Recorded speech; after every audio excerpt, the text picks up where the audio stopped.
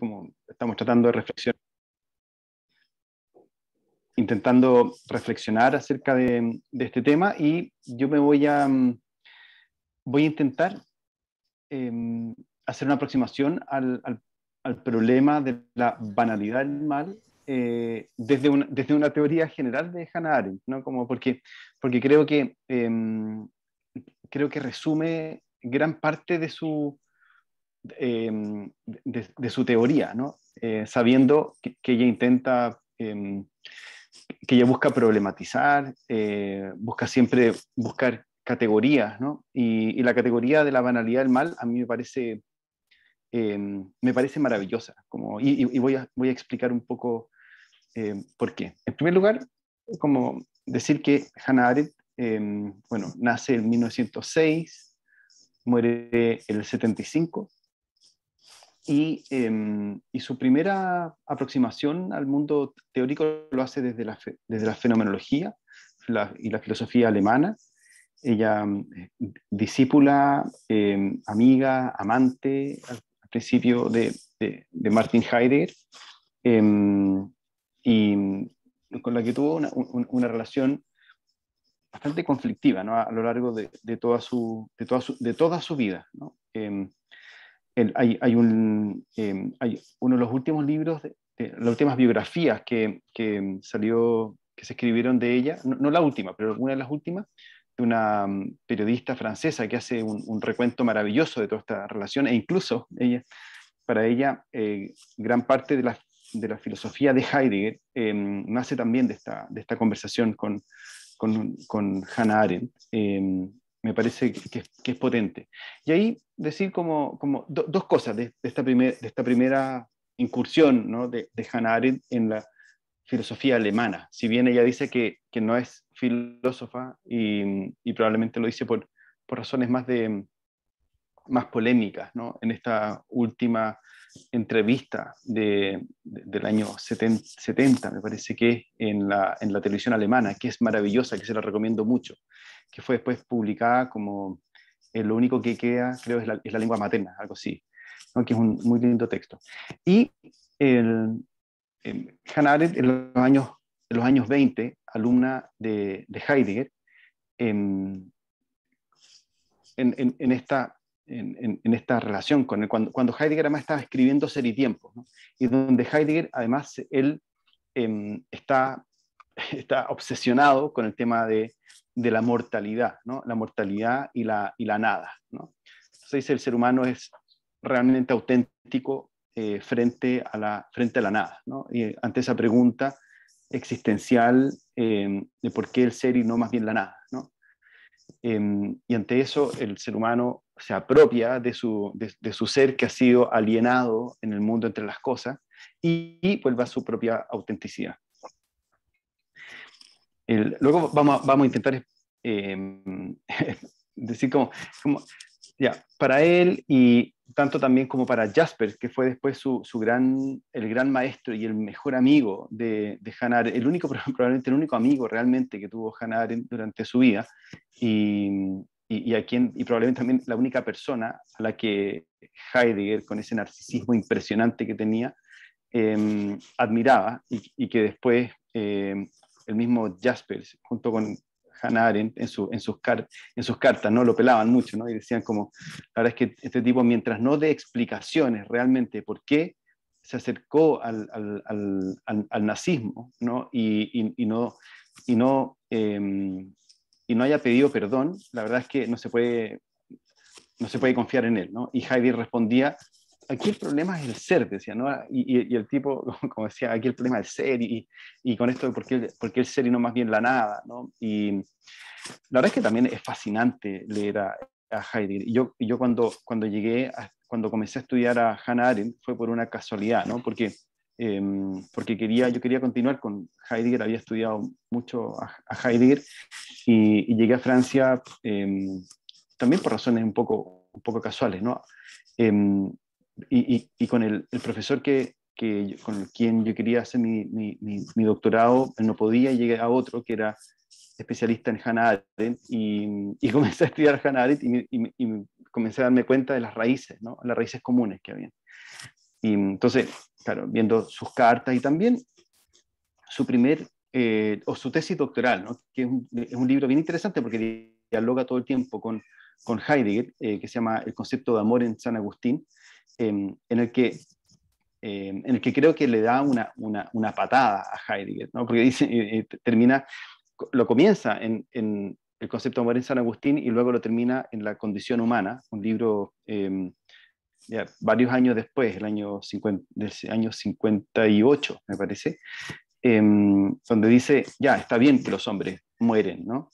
Todos los hombres y las mujeres, ¿no? Acuérdense que ella escribe en una época en la que se habla del el hombre, ¿no? Está bien que el hombre muere, pero el hombre no ha nacido para morir, ¿no? Ha nacido para nacer, dice, ¿no? Para emprender, para comenzar algo nuevo. Y toda su filosofía o su pensamiento social, político, filosófico, nace de esta idea de que el ser humano es un ser que comienza algo nuevo, ¿no? Que con el nacimiento, tiene dos nacimientos, un nacimiento biológico y un nacimiento político. Y político en el sentido más amplio de la palabra, que es para ser libre, ¿no? Para la libertad, nace para la libertad. Y la libertad solo se da en un mundo con otros, ¿no? No se da en un mundo que podría ser solitario, como es el mundo de lo biológico. Y toda la filosofía de Hannah Arendt, entonces, gira en torno a esta idea de que el ser humano nace para ser libre y qué significa, ¿no? Este ser libre. Luego, el libro por el que se hizo, los dos grandes libros, los tres grandes libros por los que se hizo probablemente más famosa, ¿no? Uno es Los orígenes del totalitarismo, que tuvo una recepción impresionante, ¿no? Todo el mundo lo quiso, que es un libro grueso, ¿no? Se puede separar en tres tomos, eh, donde, donde analiza los orígenes del totalitarismo tanto estalinista como el nazismo, y se da cuenta de cuál es el punto común, ¿no? El totalitarismo, hay muchas coincidencias en el totalitarismo nazi como en el totalitarismo estalinista, marxista, en la Unión Soviética, ¿no? Dice, y probablemente como, y ahí es donde ella plantea el problema del mal radical, que es interesante con lo que estamos diciendo ahora, porque después en el otro libro sobre el que vamos a hablar, que es Eichmann en Jerusalén, ella hace la distinción y ya no habla de mal radical, sino de la banalidad del mal. Y ahí hay gente que se lo reprocha, ¿no? Por ejemplo, su ex amigo, ¿no? Que es Gerald Scholem, le reprocha haber cambiado de opinión. Y ella en una carta que se hace pública, que es muy linda, le responde, yo creo que un poco picada, dice, sí, cambié de opinión y ya no pienso en el mal radical, pienso que el mal en realidad es banalidad, ¿no? Pero, pero si uno analiza un poco más, yo no creo que haya cambiado de opinión, sino que es una nueva visión, ¿no? Para ella el mal radical justamente es la eliminación de la humanidad del ser humano en el totalitarismo. Y ese, y ese como, y ahí dice como el mal radical de esta eliminación de la humanidad, que es la persona como jurídica, la persona moral y la pluralidad del ser humano a través de los campos de concentración y el totalitarismo en general, son el mal radical porque es interesante porque dice que es incomprensible, ¿no? Es un mal que no es comprensible, no está dentro de de la posibilidad de comprensión lógica, eh, racional, ¿no? Es incastigable, ¿no? Porque no hay castigo posible para un mal así de radical, porque no hay, porque si el castigo tiene que tener tiene que ponderarse, ¿no? Tiene que tener una coherencia con el mal que se realiza, el mal radical es incastigable y por lo tanto también es imperdonable, ¿no?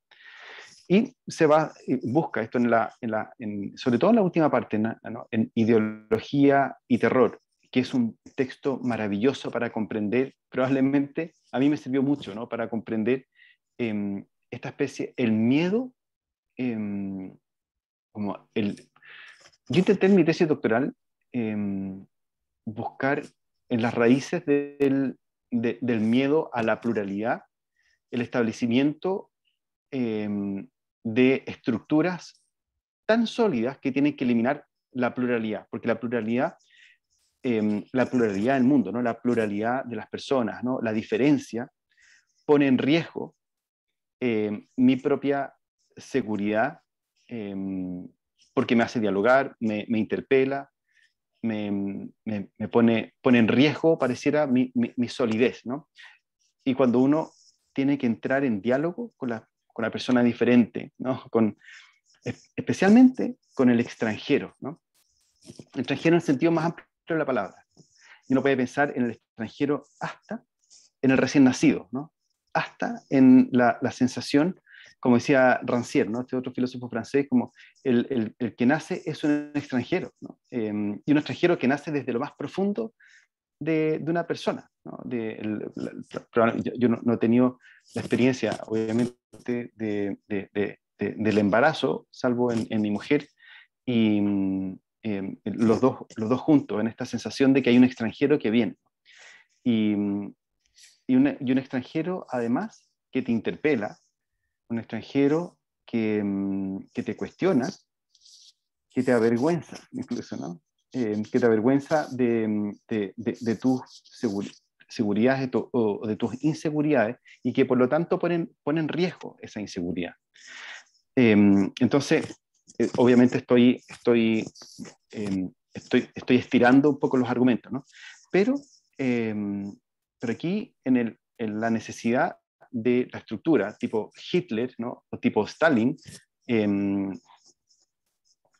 que necesitaron una estructura sólida, ¿no? A partir de 2 o 3 premisas incuestionables, que son la ideología, el fundamento de la ideología, que puede ser la historia, ¿no? O puede ser la raza, se estructura todo el resto del mundo, se ordena todo el resto del mundo. Y esas 2 o 3 premisas son incuestionables y tienen que ser incuestionables porque si se cuestionan se desarma toda la estructura, ¿no? Toda la seguridad. Y para que funcione de esa manera es necesario eliminar todo vestigio de pluralidad, todo vestigio de libertad en el sentido de pluralidad, ¿no? Y se construye desde esa forma. Entonces, por eso, para Hannah Arendt también el antisemitismo, es un fundamento del nazismo, ¿no? Porque tiene que eliminar a los otros, ¿no? Tiene que buscar un enemigo para eliminar, ¿no? Y la eliminación total, ¿no? Bueno,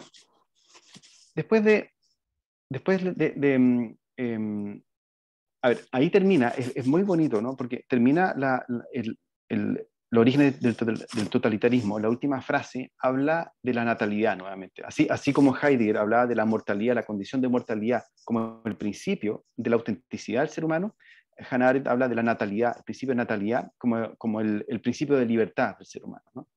Em, Sabiendo que para Heidegger la autenticidad y la libertad son lo mismo, ¿no? Entonces, creo yo que abre una puerta totalmente novedosa, ¿no? Y termina con esa, incluso diciendo el nacimiento, la llegada al mundo de cada persona es la posibilidad de que todo sea distinto, ¿no? De que todo sea nuevo. No me acuerdo muy bien ahora la frase exacta, pero es justamente esa posibilidad de que todo sea nuevo, de que todo sea distinto, porque con el nacimiento de una persona nace también la posibilidad de una nueva interpretación absolutamente nueva y que por lo tanto, también pone en riesgo todas las otras interpretaciones, y que para mí está en el fundamento del miedo a los derechos de la niñez, del miedo a la adolescencia, del miedo al extranjero, del miedo a la pluralidad, del miedo a la democracia, etcétera, ¿no? Porque la democracia, más allá de mayoría de voto gana, como dicen mis hijos,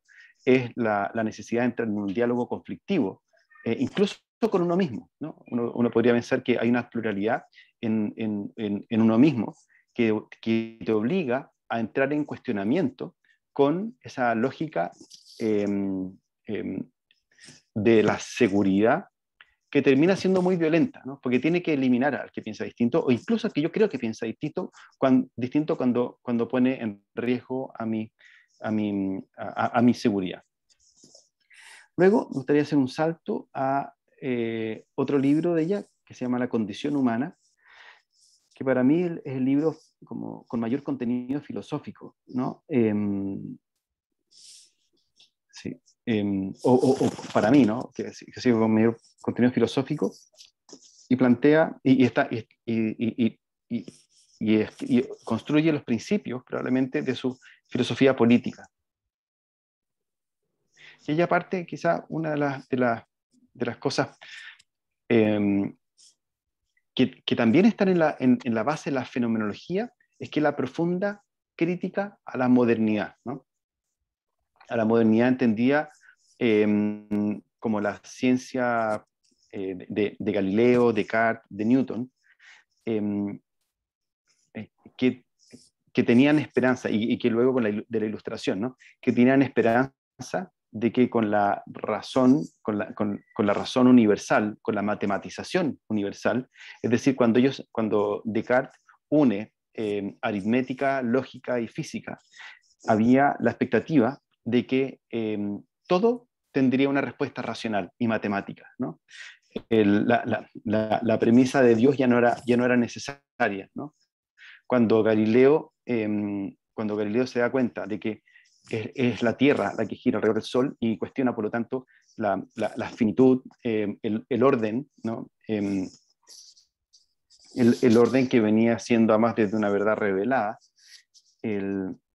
como propone una, una verdad que es una conclusión lógica, ¿no?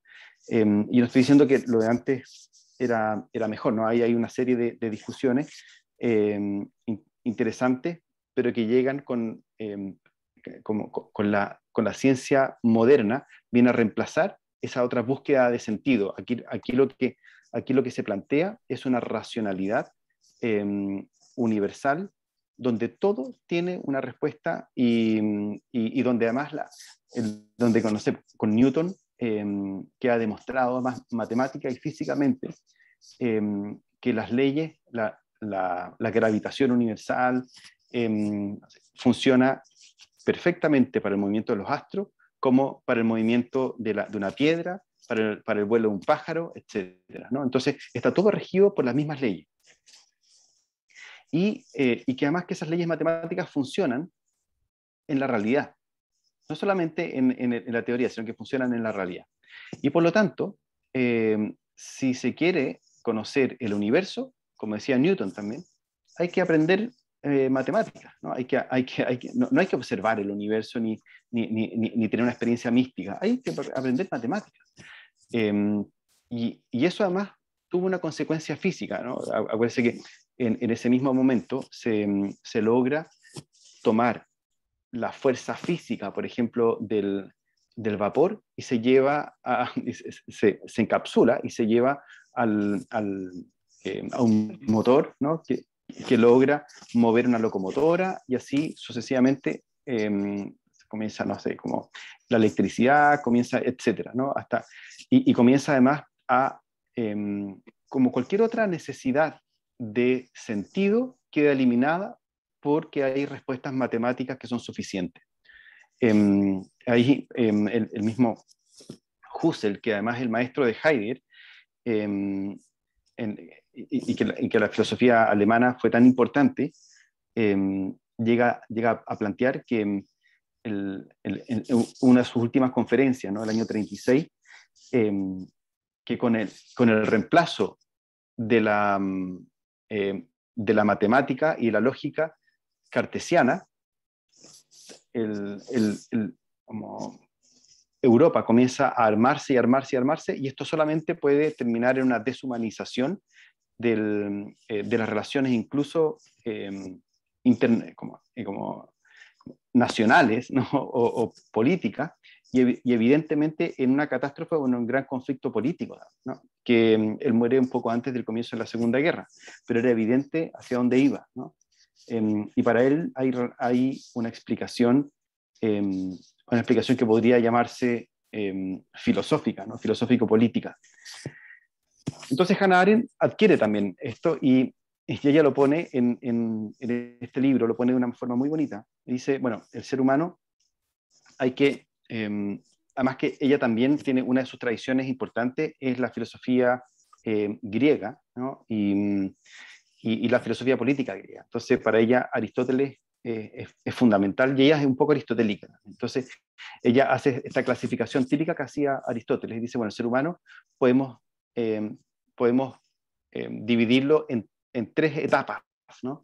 En una etapa de la labor, el trabajo, la labor, la labor la más como metabólica o biológica, luego el trabajo que termina en una obra y luego la acción, ¿no? Y son tres etapas en el ser humano.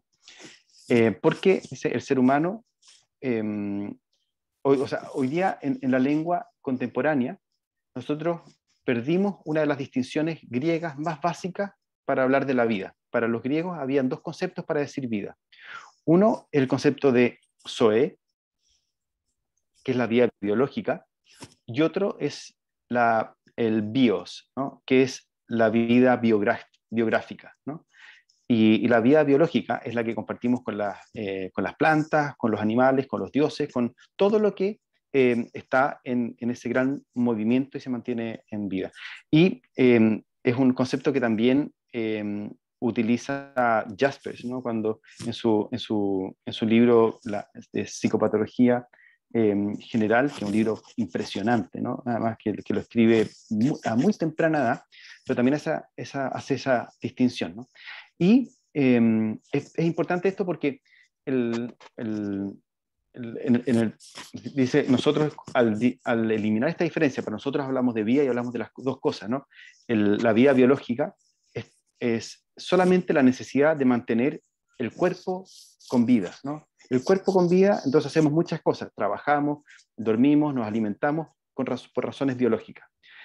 Pero al mismo tiempo, desde el BIOS, es la vida biográfica, es decir, la que cobra sentido cuando se comparte, la que cobra sentido cuando se escucha, la que cobra sentido cuando se arriesga, la vida, y diciéndolo como en términos, en términos griegos probablemente, la vida que cantan los poetas, ¿no? La vida de los héroes. Así como...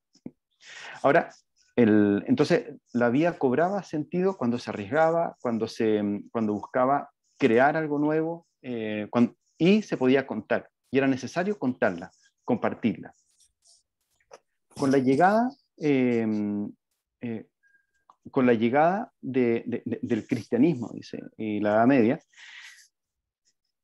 a la humanidad, dice un momento en ese libro, se le regaló de forma gratuita lo que los griegos nunca habrían soñado, siquiera, que era la vida eterna, ¿no? Para los griegos, la vida era infinita solamente cuando tenía sentido y se la compartía, ¿no? Y se la cantaban los poetas o se transformaba en heroica, ¿no? Ahí cobraba sentido y por lo tanto era una vida que permanecía en la memoria de los seres humanos cuando era considerada heroica. En cambio, con el cristianismo se les entrega la vida eterna, con la condición, además, de que llegaran a una vida monástica y en que tu mano derecha no supiera lo que hacía la mano izquierda, ¿no? Entonces se recluyó, ¿no?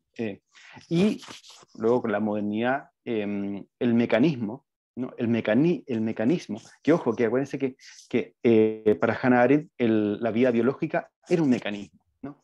Era un mecanismo de mantener la vida en movimiento. Entonces, el valor de una persona consistía solamente en que fuera útil para mantener la vida de la especie, ¿no? En un mecanismo, era simplemente un engranaje más dentro del ciclo incesante de la vida, ¿no? Este metabolismo eh, sin fin. En cambio, en la vida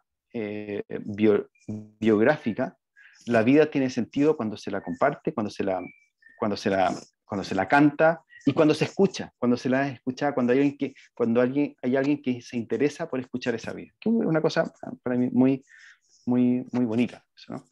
Y ese libro termina con esta crítica, ¿no? A la modernidad, donde, donde se elimina, durante la modernidad, y hasta probablemente en nuestros días, de este espacio público donde se comparte la vida, y de esta vida que es acción, ¿no? Que es palabra y acción, ¿no?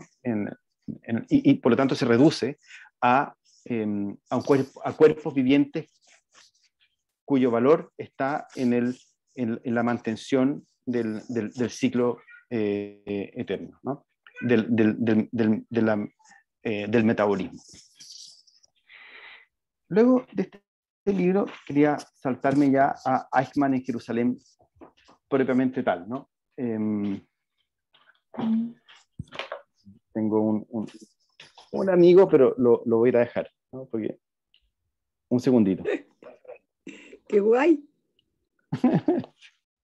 Hola.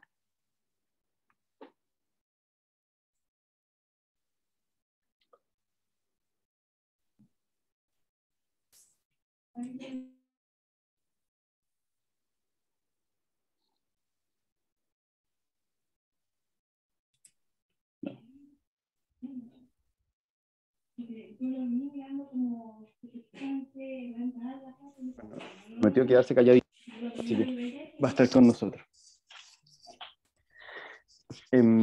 Entonces, el ser humano en esta pérdida de la acción y de la palabra,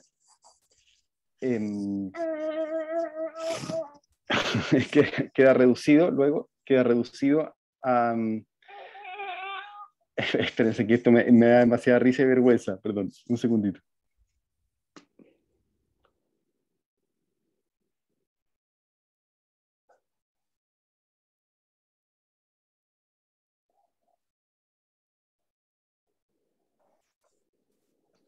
Ya. Y aquí ahora sí vamos a Eichmann en Jerusalén. Eichmann en Jerusalén es un libro que escribe Hannah Arendt como reportera, ¿no? Acuérdense que Hannah Arendt había vivido en Alemania hasta el año, me parece que 38, 39, creo que un poco antes de que comience la guerra, y logra huir a... ella era judía, parece que ella era judía, y Heidegger era alemán, y coqueteó al menos fuertemente con el nazismo. Fue rector durante la época de Hitler, ¿no? Era rector de Friburgo. Friburgo era. Entonces era no.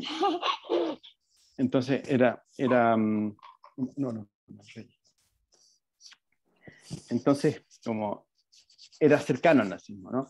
Bueno, y ahí se fue a Estados Unidos, termina trabajando, viviendo en Nueva York, y evidentemente, para todo alemán judío, además teórica política, filósofa, el tema del holocausto y lo que hace Alemania es probablemente una de las grandes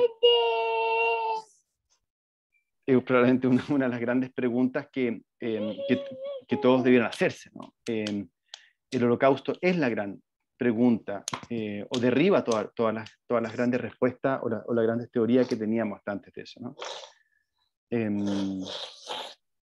Y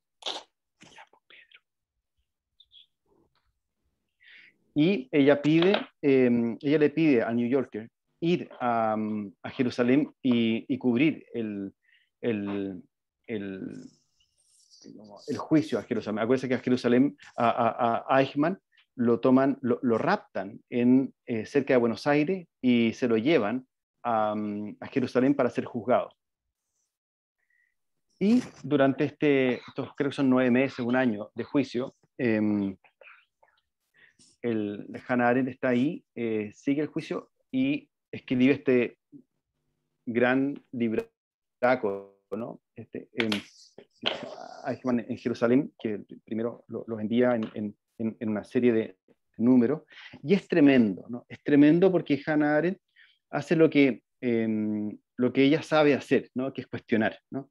Y aplicar el pensamiento crítico, que no es otra cosa que la misma pluralidad dentro de sí misma, en, en este juicio, ¿no? Y donde, ojo, donde todos esperaban que las víctimas y los judíos consideraran el juicio como una forma de justicia al nazismo, a Eichmann, incluso una reivindicación desde la justicia del Estado naciente de Israel.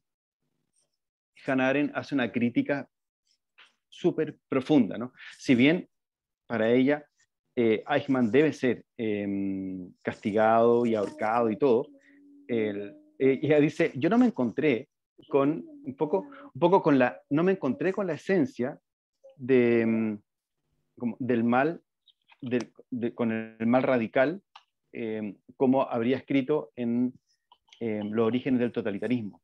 Ella dice, me encontré con un payaso, dice, con un tipo que era incapaz de pensar por sí mismo, un tipo que no era mala persona en lo privado, ¿no? Un tipo que no tenía malos sentimientos, un tipo que era un burócrata, un arribista, diría también para los chilenos, un ciútico, que buscaba ser parte del sistema, que no entendía por qué no lo habían ascendido a más puestos, y que había llevado su tarea, que era una tarea además tremendamente burocrática, y era jefe de operaciones para trasladar a 5 o 6 millones de judíos a los campos de exterminio, ¿no? Desde distintos países. Entonces, un segundito, porque ahora creo que lo voy a llevar porque me pone muy nerviosa. Un segundito.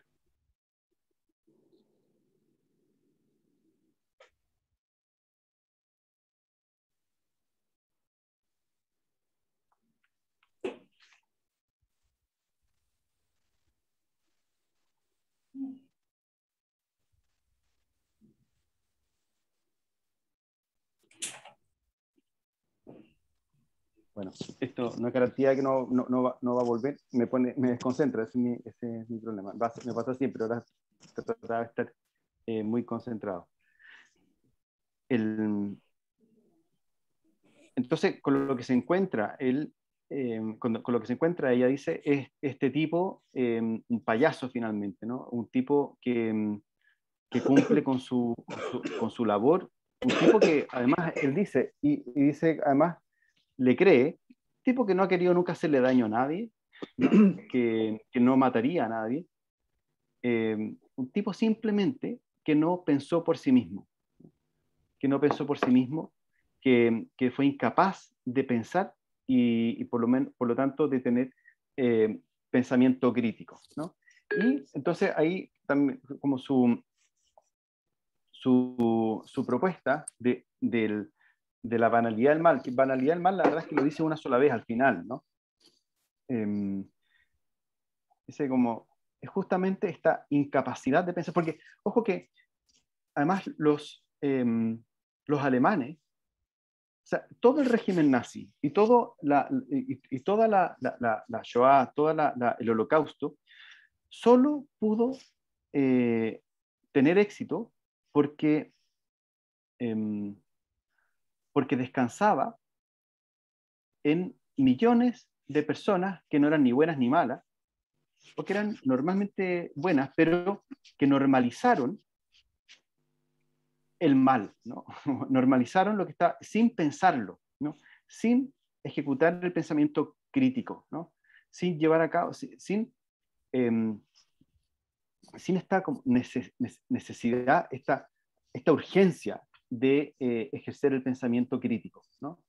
Entonces, al final, dice como junto con, así como el mal radical es el totalitarismo, ¿no?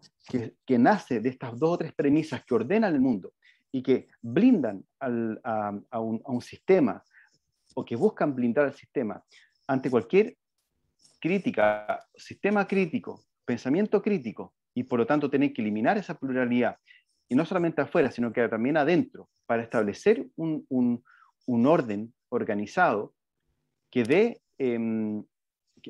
que organice de forma total, ¿no? Por eso, y dice en algún momento, una de las cosas que decía Hitler era que en Alemania algún día no sería necesario un sistema de justicia, ¿no? Sino que todo iba a ser automático, ¿no? La automatización reemplazaría un sistema de justicia, ¿no? Porque los seres humanos eran superfluos, ¿no? Como lo que está detrás del mal, tanto radical como la banalidad del mal, es ¿cómo se dice? La superficialidad, ¿no? El ser superfluo, ¿no? del ser humano. Que los seres humanos son totalmente reemplazables, no tienen ningún valor en sí mismo, no, son superfluos, ¿no? Entonces, lo que se, el, el, como la gran amenaza a la superficialidad, superfluosidad, no sé cómo se dice ya, como, porque estoy pegado con un chiste de Mafalda, donde habla de la superfluosidad, ¿no? La gran amenaza a esta superficialidad del ser humano, justamente el pensamiento crítico, que es la pluralidad, ¿no? Porque la pluralidad no es solamente las otras personas, sino que ese diálogo interno con uno mismo, en el que, en el que se busca la crítica, se busca la negación de las verdades que uno considera como innegables, ¿no? Incuestionables. Porque el gran peligro del mal radical está en la imposibilidad del cuestionamiento de las verdades que son, entre comillas, innegables. Que, que uno puede decir que está en el mal radical del totalitarismo, tanto como en la banalidad del mal, ¿no? Por eso Hannah Arendt dice en un momento que como la capacidad de distinguir lo bueno de lo malo, ¿no? Está dentro de la capacidad para pensar, y que no tiene nada que ver ni con erudición, ni con inteligencia o estupidez, sino que es simplemente la capacidad para pensar, ¿no? Que es decir, como hacer entrar, uno podría decir, hacer entrar en peligro las propias convicciones, ¿no? Frente como a la luz del pensamiento crítico que está en uno mismo también, ¿no? Y que obviamente en un mundo democrático, o lo democrático es justamente como esa necesidad de la otra perspectiva, ¿no? Una de las cosas también que no podría decir que debieron haber terminado probablemente con la modernidad, que era la física moderna, en la que no era necesario un punto de vista, porque el punto de vista era el absoluto. Uno podría hacer un paralelo también entre Newton o la ciencia moderna y la ciencia contemporánea, en que la ciencia moderna terminó con la teoría de la relatividad con el principio de incertidumbre y con la física cuántica, etc. Pero curiosamente, en las ciencias sociales y en las ciencias políticas seguimos muchas veces en la ciencia moderna, ¿no? Pegados y obsesionados a veces con una verdad absoluta, con la eliminación del punto de vista, ¿no? Con que hay puntos de vista que son absolutos, que no requieren tiempo, no requieren espacio, no requieren biografía, ¿no? Sino que son independientes de un punto de vista. Y lo que te dice la pluralidad, que para mí es de las cosas más lindas que tiene Hannah Arendt, es que como la humanidad son muchas personas, ¿no? Y no es el ser humano, no es el hombre, sino que son los hombres, las mujeres, ¿no? Y los distintos que están ahí en ese espacio público, en ese espacio público que se encuentran los distintos, ¿no?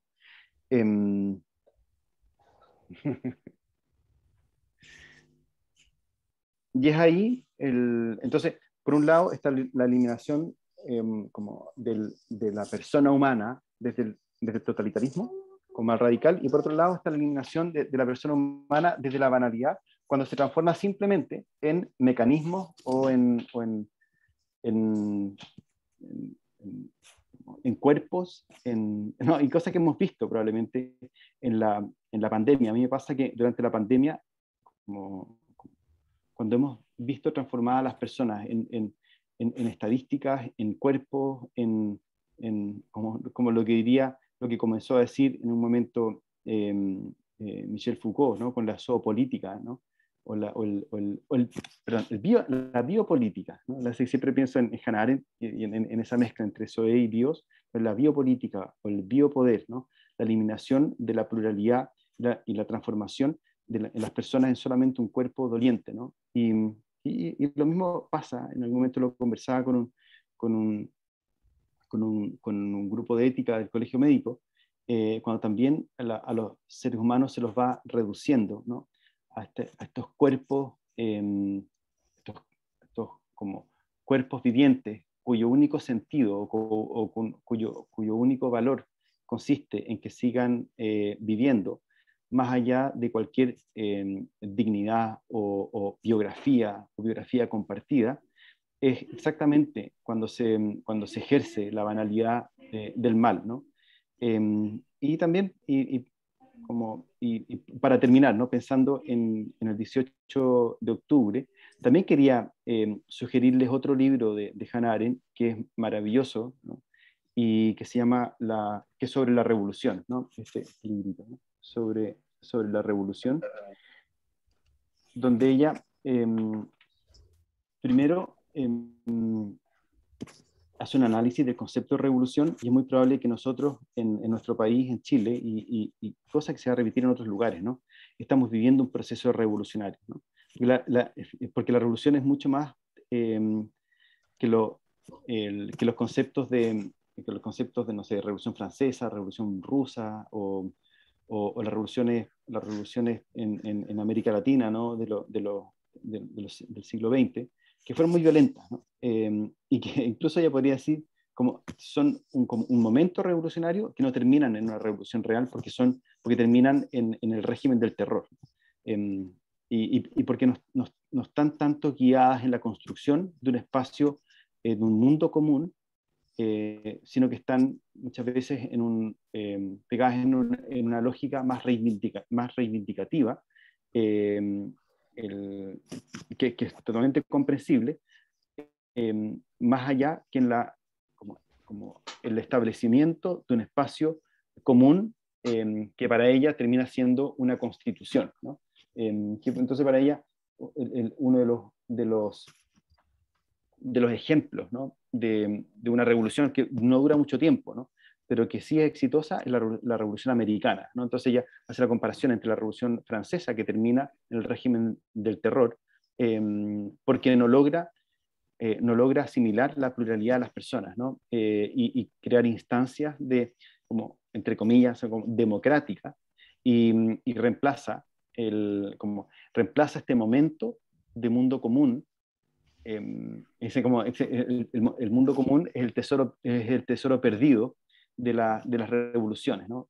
Y en los momentos revolucionarios las personas tienen una sensación de poder construir un mundo común, ¿no? Y, y, y si no termina en el establecimiento de un espacio, podríamos decir, constitucional, ¿no? Es decir, un espacio permanente de confianza, ¿no? De democracia, ¿no? De justicia, termina siendo un espacio finalmente también superficial o banal de solo ajusticiamiento, ¿no? Y reivindicación mutuas, ¿no? De acusaciones mutuas, sin poder crear un espacio que es plural, que es conflictivo, ¿no?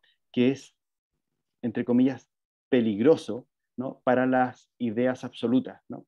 Y para que pueda tener sentido es que se requiere ese diálogo o pensamiento crítico permanente, como asegurado en una institución, ¿no? Una institucionalidad, que uno podría decir que es lo democrático, y que lo democrático no se reduce a una serie de acuerdos, sino que la esencia de lo democrático es el conflicto político, para poder evitar los conflictos violentos, ¿no? El conflicto democrático es la posibilidad de instaurar un mecanismo de contienda, polémico, ¿no? Polémico en el sentido original de la palabra, ¿no? Donde yo pueda rebatir fuertemente, donde pueda argumentar, donde pueda convencer y no imponer, ¿no? Convencer a través de argumentos y no imponer a través de la fuerza, ¿no? Y si logramos hacer eso como país, es que vamos a vivir uno de los pocos como procesos revolucionarios verdaderos y no un proceso violento como normalmente se termina siendo entre comillas, revoluciones. Pero para eso hay que tomarse en serio el pensamiento crítico, democrático, y no quedarse en la necesidad de buscar un eslogan, un cliché, como diría Hannah Arendt, que es la esencia del mal banal, ¿no? Y buscar esa, y atreverse, ¿no? Probablemente Hannah Arendt, bueno, ustedes saben que fue, tuvo incluso amenazas de muerte, ¿no? Porque ella cuestionó, ¿no? Ella cuestionó el lugar de las víctimas, incluso, ¿no? Del Holocausto, porque obviamente mostró también como la colaboración de los jefes judíos en cada uno de los países donde fue, y dijo que es imposible que el Holocausto hubiese tenido tal éxito si no hubiera sido con la colaboración de los jefes judíos en cada uno de los países donde estuvo, ¿no? Entonces, en lugar de simplemente como absolutizar el lugar de los judíos como víctimas, también entró en esta polémica, ¿no? Y fue imperdonable para muchos, ¿no? Incluso varios de sus amigos nunca más le hablaron. Pero para eso corrió el riesgo de pensar críticamente. Eso, bueno, eso quería compartir, Edgardo. Tenemos pocos minutos, pero yo feliz quedarme un rato más para seguir conversando. Voy a cerrar la cortina y vengo para seguir compartiendo. Y escuchar también, porque he hablado mucho rato. Super. Muchas gracias, José Andrés. Y bueno, la idea hoy día probablemente, y ahí les pido disculpas también, que nos vamos a pasar un poquito del horario original, ¿no? Y tal vez si nos concedemos todos un ratito extra, hasta un poquito antes de las 7, ¿no? Los que puedan, podemos avanzar algunos, y así dejamos abierto, ¿no? Comentarios, puntos de vista, ¿no? La idea es más que hacer solo preguntas-respuestas, es tal vez hacer como una primera ronda así más abierta de comentarios, todo, y al final a lo mejor José Andrés toma ideas y hace como un cierre si es que es necesario, ¿no? Pero la idea es justamente ahora dejar el espacio. Gabriel, dale. Bien. Muchas gracias, José. Hay algo al final de tu exposición que yo lo había notado antes cuando hablabas, era el tema de que, claro, hace esa lectura de cómo los judíos tienen que salir del papel de víctima, y el holocausto, la Shoah, no se hubiese podido llevar a cabo si no hubiese existido la colaboración de los consejos judíos, y cómo dentro del mismo judaísmo actúan como víctimas y como victimarios, y al final creo que ese es el nudo en el que empieza esta confrontación de sacar a los judíos del papel de víctima y ponerlos también en el papel de victimario, y sacarlos de que estaban los judíos, estaban los malos, y ponerlos también, así como, ¿qué hicimos nosotros, qué hizo el judaísmo para llegar a esto? ¿Cómo interpela al judaísmo? Y al final eso también lo saca de su espacio de comodidad.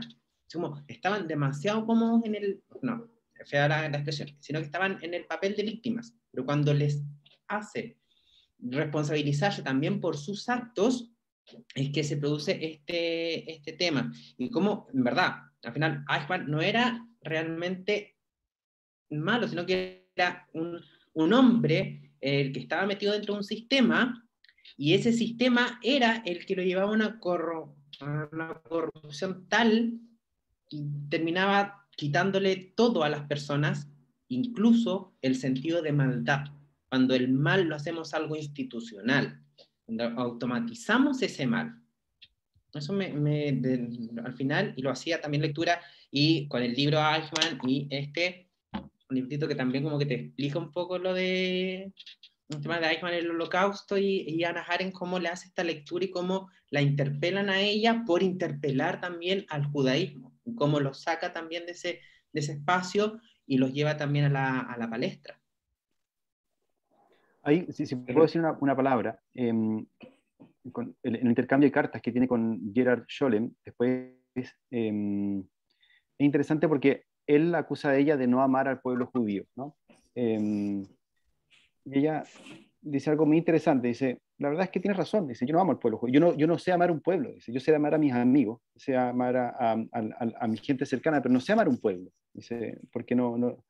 Entonces lo saca como del lugar de la ideología. Yo no podría decir incluso, porque eso me daría también, me podría dar pie a como absolutizar mi pertenencia, y por lo tanto me podría dar derecho a hacer algunas cosas, ¿no? En contra de la humanidad, porque dice, aquí lo importante es que el crimen contra los judíos fue un crimen contra la humanidad. Por lo tanto, el tribunal que debería haber juzgado a Eichmann debería haber sido un tribunal internacional y no un tribunal nacional, porque si no podríamos llegar a validar que cada país o cada grupo o cada raza tiene, por lo tanto, derecho a juzgar a otros desde su propia identidad. Lo que uno podría decir, no sé, lo quiero decir con cuidado, porque esto es tan complejo, ¿no? Pero también cuando Israel, algunos de los ataques de Israel a Palestina, ¿no? a la franja de Gaza, además en nombre del propio pueblo, no podría decir, Hannah Arendt quizás habría dicho, aquí hay una identificación o una especie de justificación de la violencia desde la propia identificación como pueblo, que está en la misma lógica de la Alemania nazi al final, ¿no? Es complejo lo que quiero decir, ¿no? Y lo quiero decir con mucho cuidado, porque yo no quiero en ningún momento relativizar la violencia de la que fueron víctimas el pueblo judío, pero también los gitanos, pero también otros también cristianos. Es decir, el crimen fue contra la humanidad. Obviamente fueron los judíos y la voluntad de eliminar a los judíos de Europa y del mundo era un derrotero que tenía Hitler y el nazismo, que era inaceptable, pero que también podríamos a los judíos en cuanto a seres humanos también, ¿no? Eso. Pamela, tú tenías levantada la mano. No, está primero, disculpa, en orden, sí. Está Karin, Magdalena, Pamela y Daniela. Vamos a hacer esa ronda completa y después...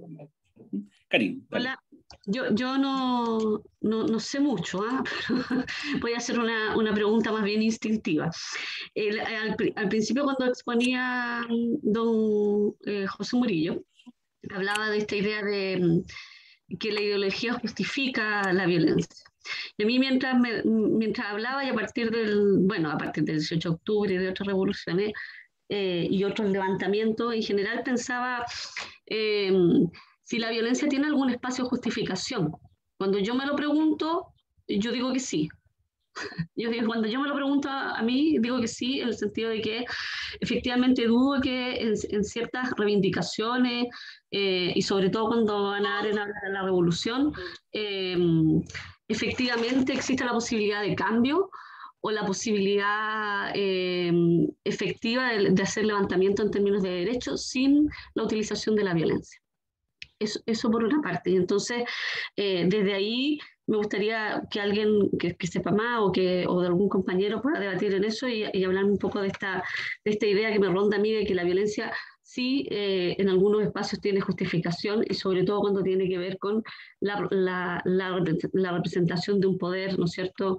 Particularmente en este caso, por ejemplo, si hablamos del 18 de octubre, de un poder del pueblo. Y por otro lado, pensaba en esta idea de la ideología y la violencia, pensando en esta idea de que, no sé si entiendo bien el concepto de ideología, pero la ideología tiene un acervo político que resulta interesante porque me parece que también reivindica y justifica también ciertas acciones que pueden resultar violentas para ciertos grupos, pero que también justifican el actuar de ciertos grupos en situaciones de violencia como por violencia de Estado, por ejemplo, o la falta de reconocimiento de derechos sociales. Eso, gracias. Macarena, vamos a tratar de acumular varios comentarios. Tú ahí vas tomando notas, José Andrés, para que no se vaya. Maca. Ya, gracias. Tengo como dos preguntas y comentarios. En primer lugar, me pregunto, o sea, me llamó mucho la atención del texto de Eichmann, cuando Arendt dice, sí, es como un criminal, ¿no es cierto? Un criminal de guerra, cometió atrocidades, pero él solo no va a ser un asesino serial, en el fondo, sino que él está inscrito dentro de una maquinaria de muerte y aniquilación, y es en realidad una idea que no se me había ocurrido como meditar. Cuando yo lo pienso en la realidad chilena, con los criminales de la dictadura, por ejemplo, mi primer pensamiento es como, no sé, la cárcel, son un peligro, o incluso como este lugar fácil del psicópata, ¿no es cierto? Como es monstruoso. Es una persona que fue, no sé, los torturadores de Venda Sexy, por ejemplo. Para mí es una persona que, no sé, pues no, yo no quisiera que una persona que estuvo en Venda Sexy fuera, no sé, como el tío del furgón de un nieto, de un hijo. Me da miedo. Pero claro, cuando lo dice Hannah Arendt es como, efectivamente, quizás Eichmann por sí solo va a ser un abuelito viviendo en Argentina y que no va a matar nunca más a nadie. Esa idea me llamó mucho la atención y me hace pensar luego, a propósito de algo nada que ver, que fue un testimonio de una persona intersexual, que plantea como las violencias que esta persona vivió por el aparato médico o biopsicosocial, cuando esta persona de muy pequeña hay una mutilación de sus genitales, y toda la literatura médica, psicológica y social de la época, que es de comienzos de los años 90, planteaba que eso era lo que había que hacer, como, tiene apariencia de mujer, entonces estos genitales que son como medios extraños, medios híbridos, que tienen un poco de apariencia de testículo, lo vamos a cortar para que parezca como genitales femeninos. Y ella, esta persona, ahora dice que sufre mucho al respecto por haber sufrido esta mutilación. Entonces eso me hace pensar también cuáles serán las violencias que quizás estamos perpetuando hoy en día, que no las tenemos visibilizadas, y cómo quizás Hannah Arendt, que me pareció un texto magistral que yo no lo había leído, nos puede entregar herramientas para la construcción de un pensamiento crítico actual, en constante actualización, que nos haga pensar en qué violencia yo también en mi praxis puedo estar incurriendo. Eso por un lado. Y por lo último, no sé si también el José o el resto de los participantes puede comentar sobre qué piensan de las políticas como de reparación y no repetición a propósito del Holocausto y quizás otros genocidios y otras violencias, porque por lo que ella, como ella lo relata en el libro, es como nadie vio venir esto, como al punto de que al principio hasta se pensó en una coexistencia de nazis con judíos, con sionistas, como buscar una forma de interlocución. Es como, ¿qué hay con el asombro que no nos permite avisorar como los niveles de violencia a los que puede llegar un gobierno o un régimen? Y entonces, ¿qué hay de posible en las políticas de reparación y no repetición si es que de repente nos puede volver a ocurrir algo así, un nivel de violencia tal que nos parezca como, no, ¿cómo esta cuestión va a pasar de nuevo? Y vuelve a pasar. Esos serían mis comentarios. Muchas gracias. Pamela y Daniela, y ella hace una pequeña reflexión. Pamela.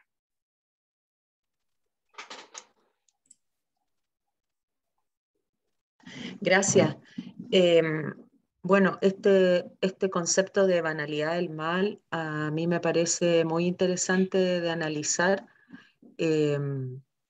y estoy pensando en mi profesión y específicamente en una norma que está en el Código Penal, que es una norma que contiene un catálogo de atenuantes de responsabilidad criminal.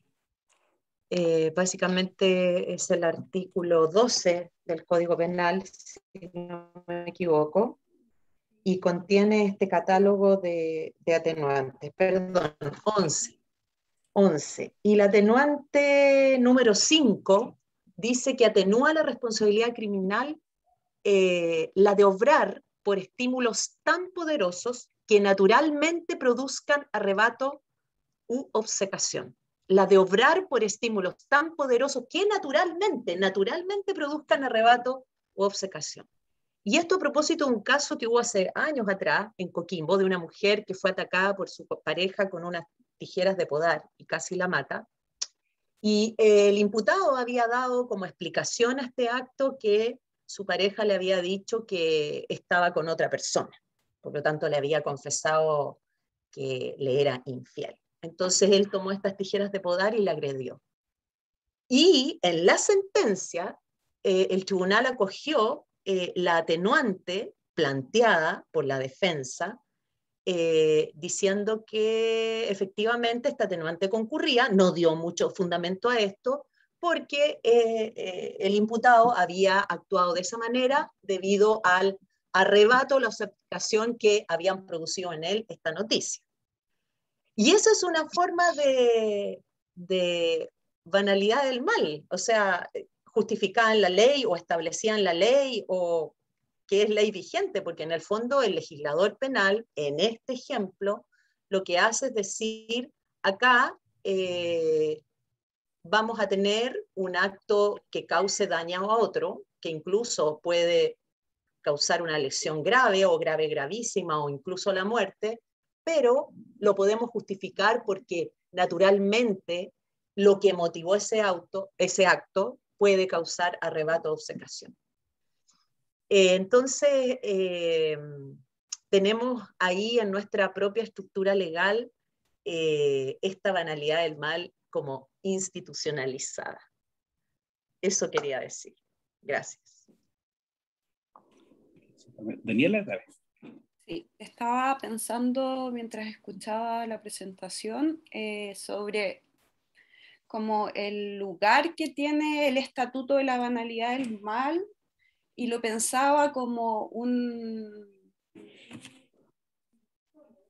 una herramienta de análisis sociológica, porque no puede responder como, o no puede estar sobre el crimen individual o la justicia o lo penal o la restitución, ¿no? Pensaba como que finalmente lo que trae Arendt es la pregunta a la sociedad por qué hacemos nosotros con la violencia, cómo estamos implicados en ella, cómo puede pasar frente a nuestros ojos o nos hacemos los ciegos. Y ahí yo pensaba entonces como las sociedades, que esta es la gran pregunta que se abre respecto al Holocausto, se hace responsable de no pensar, ¿no? O de no haber pensado,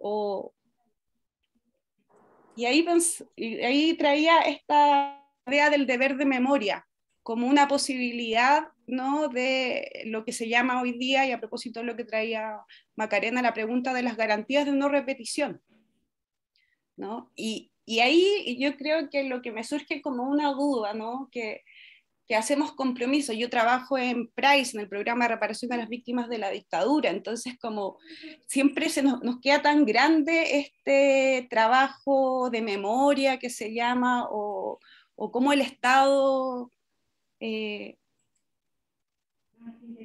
hace cargo y establece garantías de no repetición cuando también existe la libertad de no querer pensar, ¿no? Ahí se me hace una pregunta así como, para mí debería ser un deber, pero ¿cómo se impone,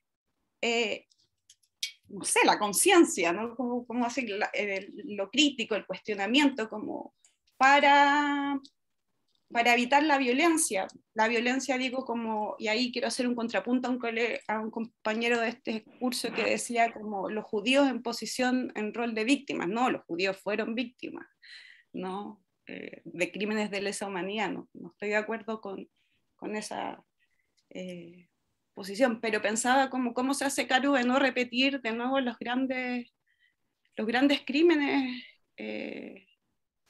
Entonces esas eran mis reflexiones, como una pregunta, así como cómo trabajar en los pequeños grupos en los que trabajamos, en las clínicas que hacemos, en los trabajos que tienen ahí los colegas con la reparación infanto-juvenil, como el proceso del establecimiento del deber de memoria me suena más, pero las garantías de no repetición. Eso. Hagamos el cierre de esta parte con Gabriel Mora, que escribió, y Carmen Gloria, que levantó su mano. Y ahí son un pequeño acto. No sé si gracias por, ahí está. Gracias por la palabra. Sí, yo, bueno, agradecer también la exposición. El texto es súper como estimulante para hacer una serie de reflexiones en torno a distintas cosas. Pero en lo concreto mi intervención va relacionada a dos cosas. La primera es que mientras leía el texto y pensando también que hoy día es 18 de octubre, y que se ha levantado toda una discursividad a partir de diferentes actores sociales en torno a esto de la violencia, sin definir qué precisamente vendría siendo la violencia y qué no vendría siendo la violencia, y tomando también la intervención de una compañera en relación a cuándo se justifica la violencia y cuándo no se justifica la violencia. A mí me queda la sensación que una actualización del texto, o por lo menos uno de los planteamientos del texto en torno a esto de la banalidad, va vinculado a la construcción de ciertos sistemas sociales que se van institucionalizando, no solamente a través de los aparatos del Estado, sino que se van institucionalizando en las propias sociedades, en donde la violencia de alguna u otra forma queda instituida, es decir, se reproduce a través de ciertas prácticas sociales. En relación a eso, creo que, por ejemplo, una de las cosas que planteó José a mí no me quedan tan claras, como por ejemplo el rol del sistema democrático, aunque también habría que preguntar qué estaba pensando José cuando plantea esto de la democracia. Porque si uno ve, por ejemplo, la historia del siglo XX, pienso que en nombre del sistema democrático se han producido muchos tipos de violencia. Hasta el día de hoy hay ciertas formas que se reproducen o se justifican ciertas acciones de violencia, ya sean políticas, sean institucionalizadas a través de la injusticia social u otro tipo de violencia, que quedan enmarcadas en nombre de un tipo, al menos un modelo de sistema democrático. A lo mejor no en base como al concepto de la democracia en términos filosóficos y en términos como ideales. Entonces ahí me surge la pregunta de si es que hoy día se puede llegar a hablar también de una banalización del mal, si se ajusta esa concepción a los modelos sociales que tenemos hoy día y no tanto a un sistema sociopolítico de carácter totalitario como lo refería Hannah Arendt. Yo por lo menos creo que sí. Y lo otro era en relación un poco a este debate o a esta pregunta que hace Macarena en relación a las políticas de reparación, que considero de que son sumamente necesarias en nuestras sociedades, sobre todo aquellas sociedades que en su historia reciente han tenido ciertos acontecimientos de violencia política, pero creo también de que son absolutamente insuficientes en la medida de que no haya una recepción en las mismas sociedades en cuanto a la construcción de estas políticas. ¿Qué quiero decir con esto? Que da un poco lo mismo, aunque no da lo mismo, pero por ejemplo, la construcción de un museo de la memoria en Chile, en Colombia, ahora México se propone construir un museo de la memoria a propósito de lo que ellos conocen como la Guerra Sucia del año 60 y los años 70, pero da un poco lo mismo la existencia de ese museo si solamente se presta para que, por ejemplo, un curso de colegio durante una vez al año lo va a visitar, y cuando no hay políticas concretas en donde la sociedad en su conjunto sean partícipes de esas políticas de reparación. Y eso con un montón de otras prácticas que de alguna u otra forma son sumamente necesarias, pero de repente quedamos un poco lejanos a esas políticas públicas que se van construyendo. Eso, para no alargarme más. Gracias. Gracias, Gabriel. Carmen Gloria. Sí, algo muy cortito. Bueno, a mí me fascina este texto y en particular las temáticas que plantea Hannah Arendt, y hay un texto muy cortito que hace un paralelo entre la banalidad del mal y que una compañera feminista escribió, y la banalidad de la misoginia, ¿verdad? Como esto de esta postura, lo que ella plantea, cuando en el fondo se encuentra en este juicio con que no era un monstruo, ¿verdad? Y cómo nos encontramos la mayoría de las veces con que los agresores sexuales o los femicidas no son como esta imagen de monstruos, sino que vemos que son personas, entre comillas, normales, personas que trabajan, que tienen hijos, jueces, profesionales, diversidades. Y, y ahí me pregunto, como, y que es algo que no tengo resuelto en absoluto, como en relación a esta postura más bien punitivista frente a este tipo de violencias, donde también me cuestiono y no creo en absoluto, por ejemplo, en las cárceles. Entonces, lo planteo en verdad porque me encantaría como poder conversarlo en alguna oportunidad, porque no es algo que no es algo en absoluto que tenga resuelto. O sea, cuando escucho a las mujeres que acompaño, sobrevivientes de violencia, y de alguna manera me dicen, cuando le decimos cuáles son tus expectativas, qué esperas, no, espero justicia, que se haga justicia, y me pregunto, ¿cuál es esa justicia, verdad? Para algunas personas es justicia como ver a su agresor en la cárcel. Personalmente me pasa que no, porque no creo en eso. Eso, como que me parece re interesante como ese paralelo. Gracias. Gracias, Carmen Gloria. Mira, nos ponemos unos desafíos acá, ¿no? Justamente desmarcarnos de estas nociones morales, bondad, maldad, para pensar la violencia. Y yo creo que un poco a lo Arendt, probablemente llegamos con unas preconcepciones de violencia, y lo que queremos hacer es preguntarnos sobre de qué vamos a hablar cuando hablamos de violencia, ¿no? ¿Cómo es el uso de la fuerza? ¿Cómo, no? O sea, como que ahí esta gran pregunta para desarrollar durante las sesiones, ¿no? José Andrés, ¿qué te llega estos comentarios, estas preguntas? Oye, tremendas preguntas. Primero, sobre la justificación de la violencia, ¿no? Es complejo porque cuando uno justifica, o sea, cuando uno habla de violencia hay víctimas también. Entonces, cuando uno justifica la violencia, justifica el dolor de las víctimas. Y en eso yo topo. Si bien entiendo que hay situaciones de las cuales no se puede salir sin un grado de violencia, de fuerza, de indignación, en el que uno podría, claro, que la violencia como medio, ¿no? Podría comprenderse. A mí, cada vez pues, y también, y lo entiendo lo que pasa también en Chile, cuando hay víctimas, es cuando yo trabajo con víctimas, ¿no? Es donde yo entro en esa especie de lugar sin salida, ¿no? Ahora, también sé que no respondí y tampoco puedo responder eso, ¿no? Si la violencia tiene una justificación o no. Obviamente la violencia dentro de una respuesta, qué sé yo, se puede entender, pero cada vez que hay otra víctima y una víctima inocente, me parece que uno entra en una escalada que no tiene fin y que se justifica. Hay otra cosa que se repite en varias preguntas, creo yo, que es la responsabilidad de Eichmann, ¿no? Que yo no creo que sea una especie de atenuante la banalidad, ¿no?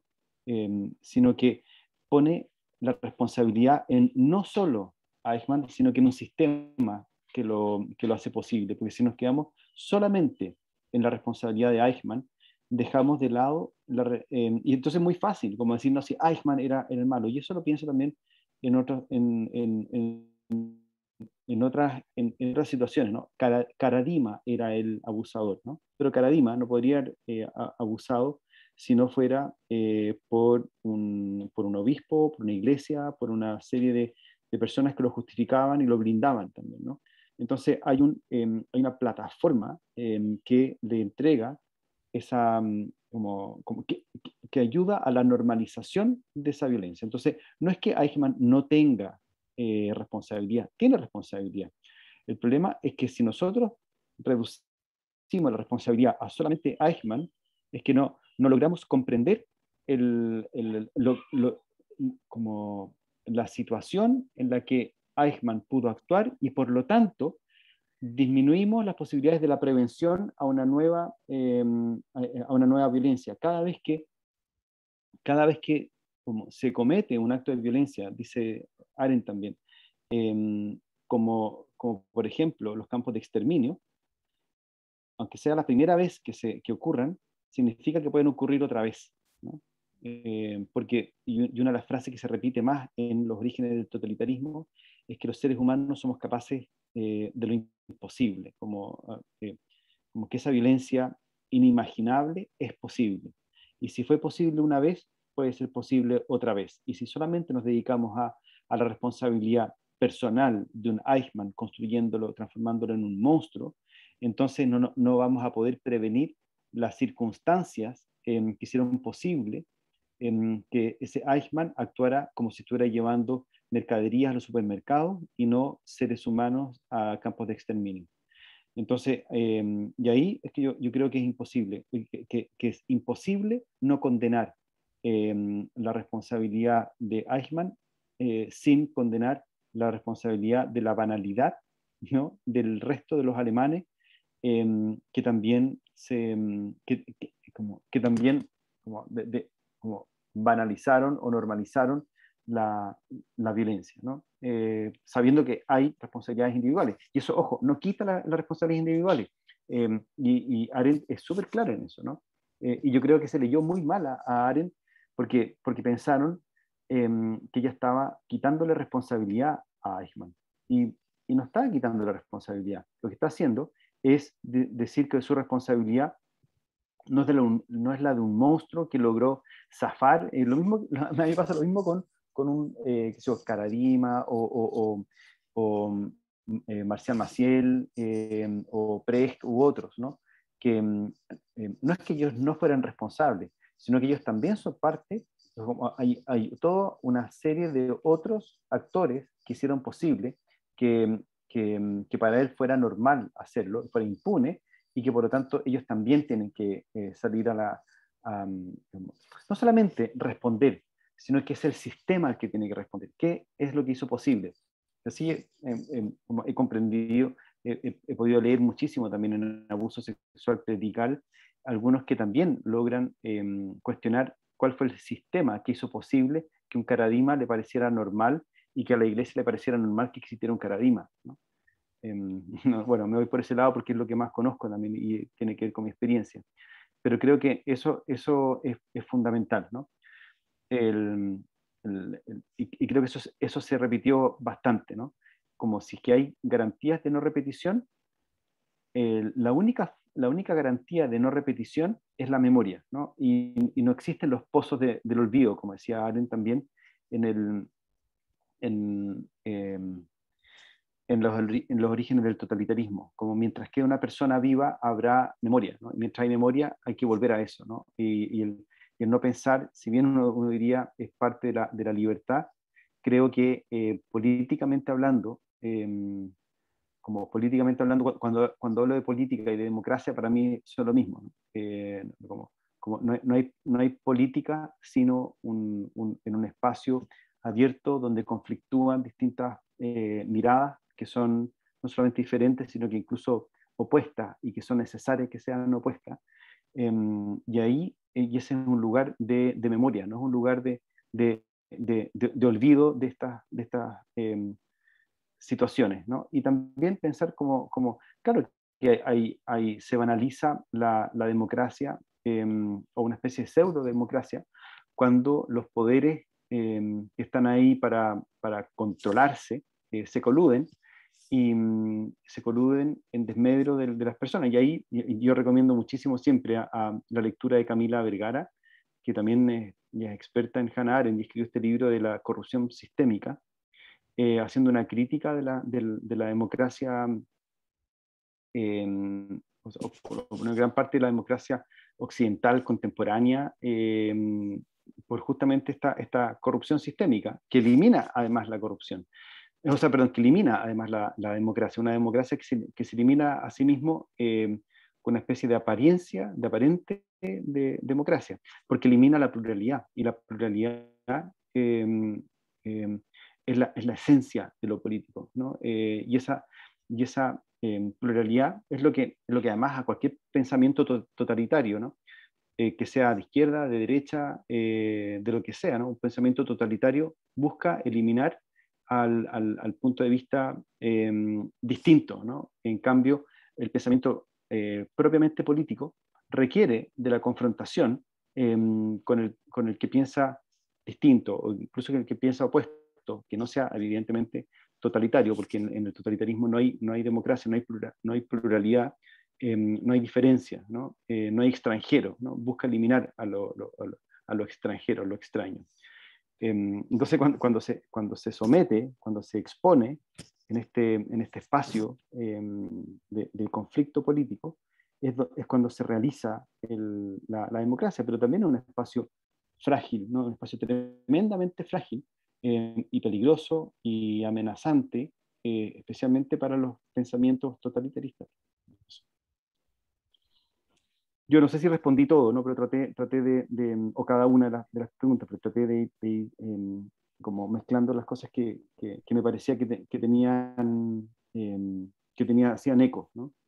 Sí, de todas maneras, siempre nos queda como esa sensación de que podríamos estar mucho más tiempo y podríamos seguir, y sería mejor si estuviéramos sentados frente a frente con el café, bueno, esas rememoranzas. Pero también es importante que nos quedemos con una suerte de deseo, ¿no? De vacío.